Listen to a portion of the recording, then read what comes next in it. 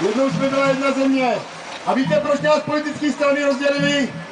Aby mohli krást každá na svým písku. Jedna na slovenským a druhá na českým. A vážení, já věřím. Já končím. Yeah, I've been here for 2 days, running from one meeting to another, so I've been very busy. Sama o sebe je celkom sympatické zviera. My máme veľmi špecifický, exotický druh, ktorý má hodnoty postavené na nenásytnosti, pažravosti a pretekaní sa v tom, kto bude mať viac. Já začnu z vesela, protože aby jsme se zahřáli. Já mám takový velmi krátký vtip a ten souvisí s celou situací, jak u vás na Slovensku, tak v Čechách, na Moravě a ve Slezsku. To znamená, objasním vám troška zmluvnú teóriu vzniku štátu. To znamená, my občania sme zdrojom moci v tomto štáte. Aby ste vedeli, čo je všeobecná vôľa.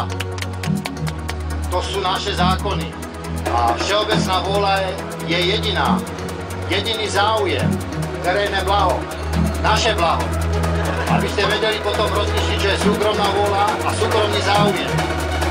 A jedna osoba, jeden hlas a zaviedol súkromnú vôľu, 1 euro, 1 hlas. Suverenita občanov nahradila suverenita peňazí. Súkromná vôľa zaviedla vládu 1%, 1% pre 1%. Demokratická vláda občanov a občanmi a pre občanov bola demontovaná zákonom o fungovaní politických strán, poslancami ekonomickej moci. Demokratizácia viedla k tomu, že štát bol podmanený podnikateľmi a stal sa hnacou silou záujmových skupín.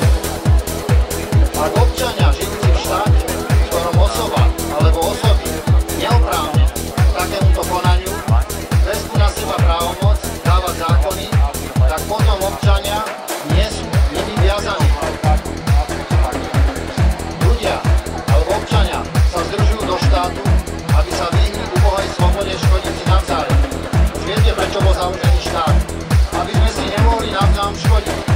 Ale občanka radičov, pre občanku radičov to neplatí. Občana Zurindu a ďalších občanov.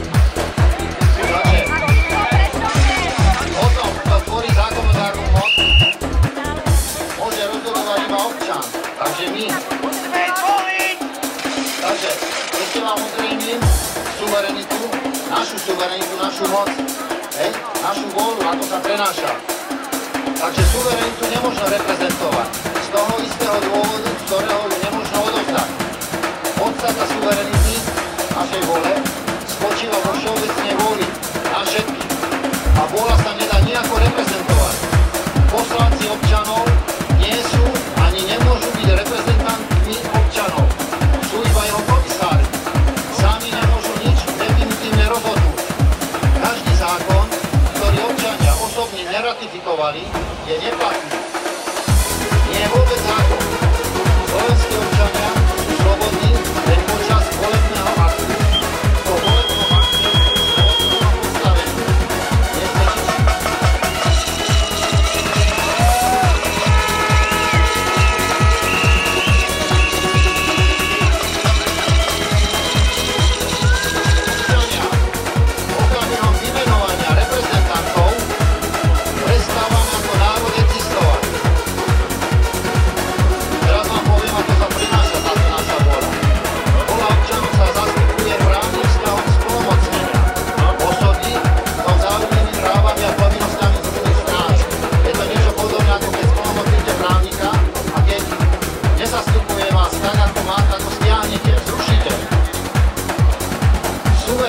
Suverénom splnomocnený a poslaný poslanec, ak si neplní svoje povinnosti, môže kedykoľvek byť suverénom odvolaný.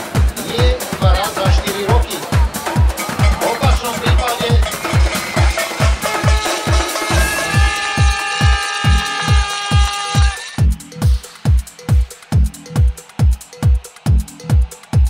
jedna osoba, jeden hlas a zaviedol súkromnú vôľu 1 euro, 1 hlas. Suverenita občanov nahradila suverenita peňazí.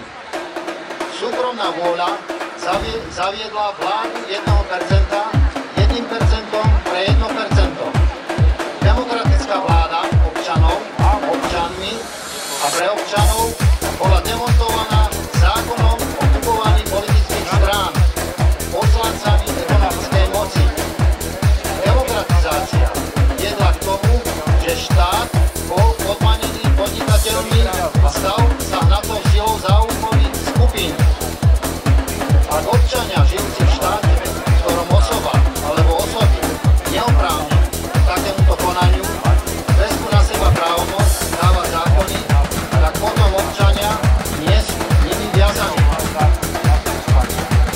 Ľudia alebo občania sa združujú do štátu, aby sa vyhli ubohej slobode škodiť si navzájom.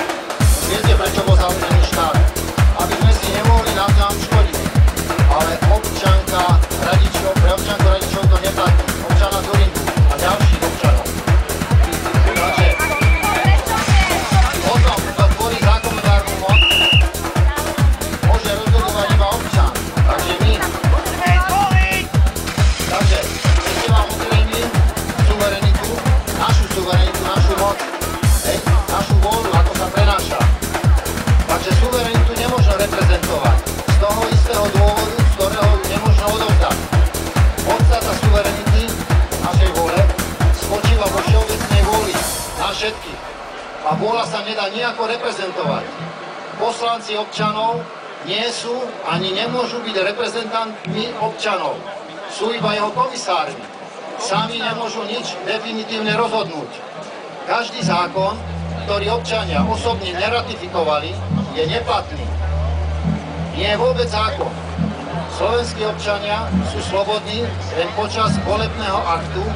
Po volebnom akte sme v otrockom postavení. Nie sme ničím.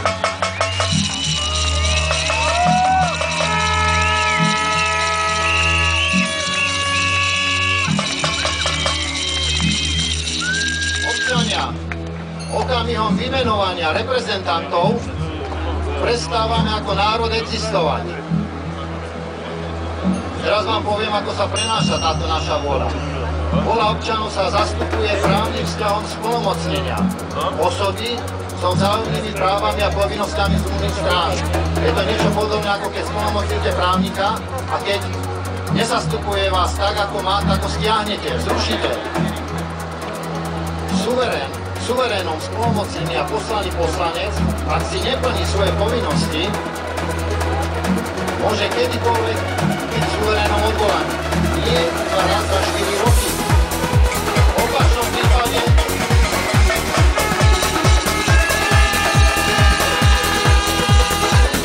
to znamená, odpovedzte si, koho je to moc.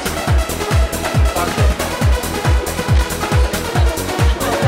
legislatíva, zákonodárny zbor, musí naplňať účel, pre ktorý vznikol štát.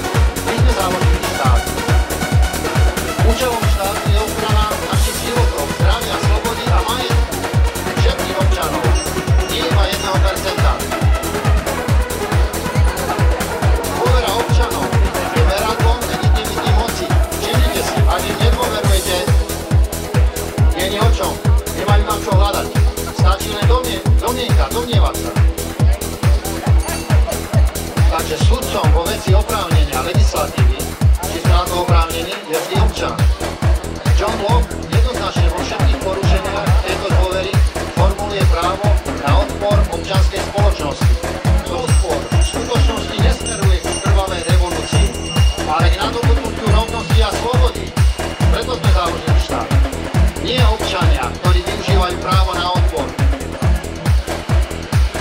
zabúria a vytvárajú vojnový stav, ale tí,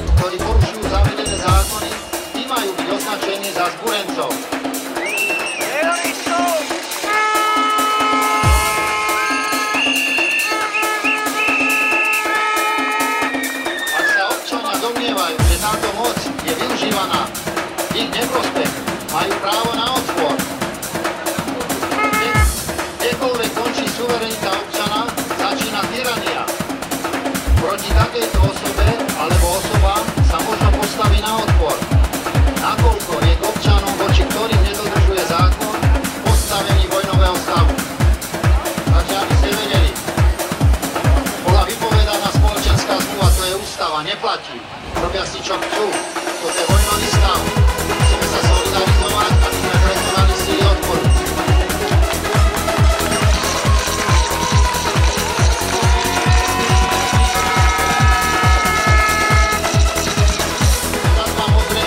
právne fakty, ktoré sú overiteľné, no právo je spoločenská veda. Dá sa dokázať. Samospráva obcí, miest a krajov, voľba hlavy štátu, prezidenta, slovenských poslancov v Európskom parlamente, volebnou menšinou oprávnených voličov je v rozpore s princípom suverenity. To znamená, že toto prisvojovanie moci, ktoré bolo napadnuté ústavnými sťažnosťami a európskymi sťažnosťami, v skutočnosti nesmeruje ku krvavej revolúcii, ale k nadobudnutiu rovnosti a slobody. Preto sme založili štát. Nie občania, ktorí využívajú právo na odpor, sa búria a vytvárajú vojnový stav. Ale tí, ktorí porušujú zavedené zákony, tí majú byť označení za zbúrencov.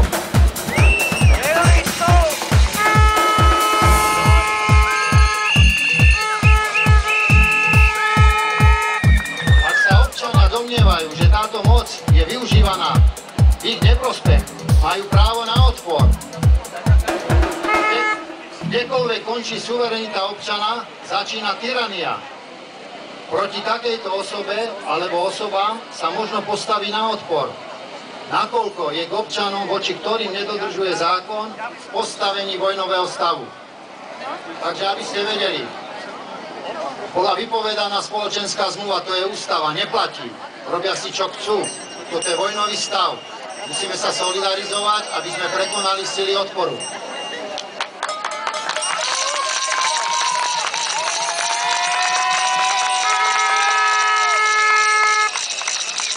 Teraz vám ozrejmím právne fakty, ktoré sú overiteľné, lebo právo je spoločenská veda.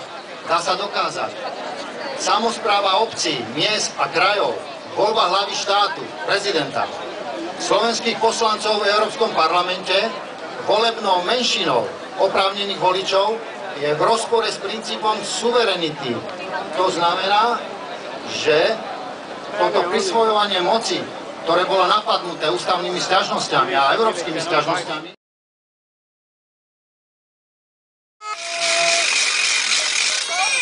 takže každý človek uznáva právo na revolúciu. A toto právo na revolúciu aj vy teraz uplatňujete, lebo právo na odpor podľa článku 32 je fakticky právo na revolúciu. Vy bojujete za rovnosť a slobodu. Ja tiež som tu preto, aby som bol rovný s Dzurindom, s občanom Dzurindom.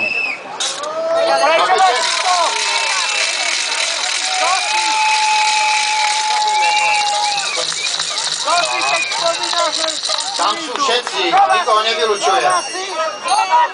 Ďalej chcem upozorniť na systematickú nespravodlivosť vlády Ivety Radičovej Dzurindovej, je to politické manželstvo, a Lucie Žitňanskej, ministerky spravodlivosti. Čo majú spoločné so systematickou nespravodlivosťou na Slovensku? No, pozrite sa, legalizujú nespôsobilosť sudcov